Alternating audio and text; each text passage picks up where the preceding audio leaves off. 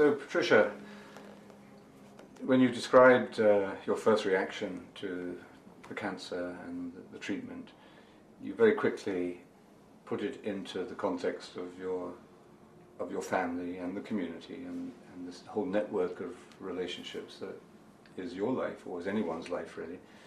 How has this last year and all the changes that it's brought with it, how has it affected your understanding of relationships as important, very important things in your life? Do you feel, and in particular, let's start off with your relationship with Peter. How has that been influenced by what you've gone through? Now I feel time is so precious. So every moment I spend with my family, with Peter, is very precious. So of course, but I don't pick on his mistakes as I used to, you know. Well, I used to say, well, if I don't tell you, who else is going to tell you, right? But now I'll just like keep it to myself. I say, well, he's only human. In his time, he will learn. And yeah, so I dote on him a little bit more than I used to. Yes. I express my love more. I'm more physical in my towards him. You know, in Asian culture, you're not supposed to be outwardly affectionate, you know. But I do it a lot more now. You know, I can kiss him in public. I don't know why. I guess I want him to have good memories of me. I remember, until the last 1 year, you know, whenever I try to hold her hand walking across the street, or try to put my arm around her waist, you know, she would sort of, you know, take it away, and because she didn't want, you know, us to be showing affection in public. Yeah, not proper. But nowadays she's embarrassing me because, you know, I've been so used to that. For 32 years.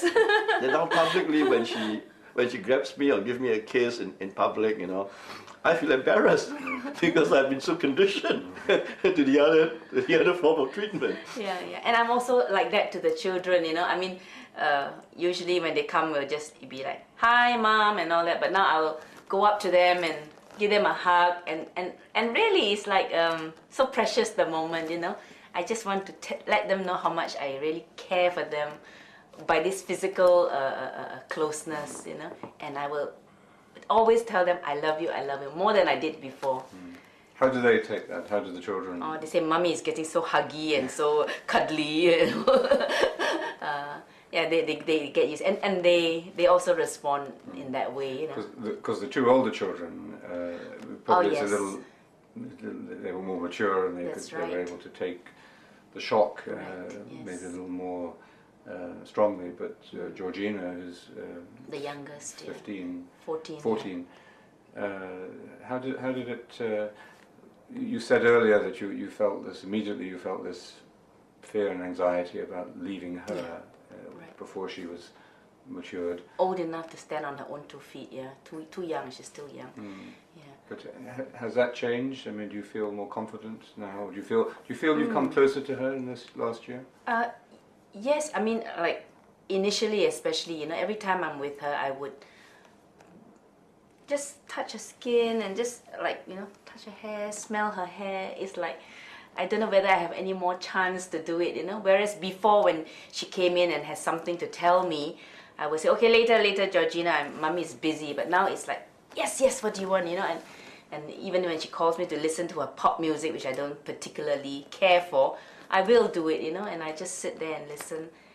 But I think over the past year, she has really come to terms with my illness and learned to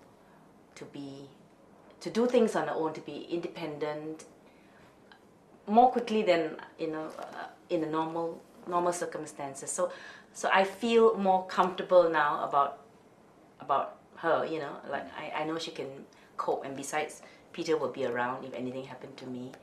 And yeah, but I just wanted to show her my love, you know, and even the grown children. And other members of your family, Yeah. How like- have like- your like, relationships with them? Yes. Maybe one in particular. My mother. Yeah, you know, you always have this love-hate relationship with the most important woman in your life, you know.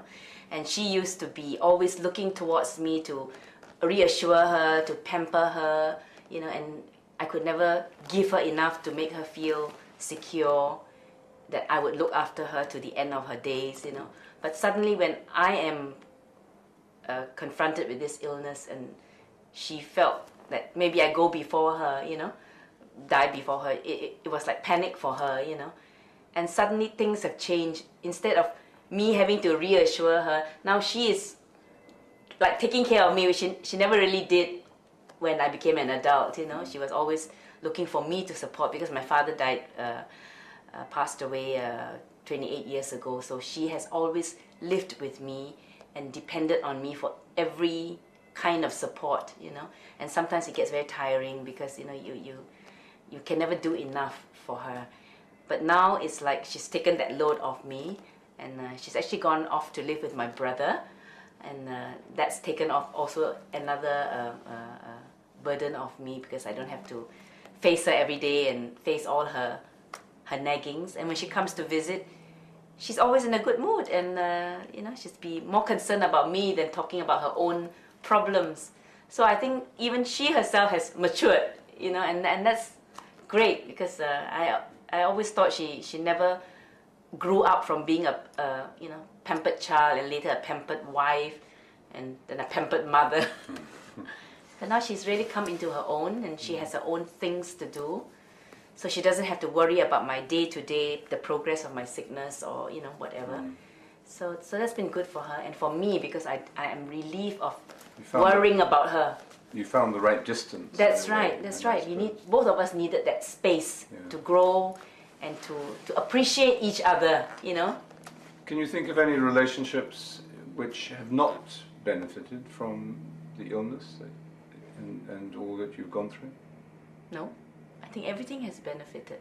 All your relationships? Everything. Yeah. Even with my friends, they come more often because they don't know how long I have. Whereas in the old days, you know, we would keep putting things off, you know, and everybody's going about their own things. So now they see me, and then they see each other in my home. So they are also rebonding with each other. They get closer, you know, and friends around the world call me and write to me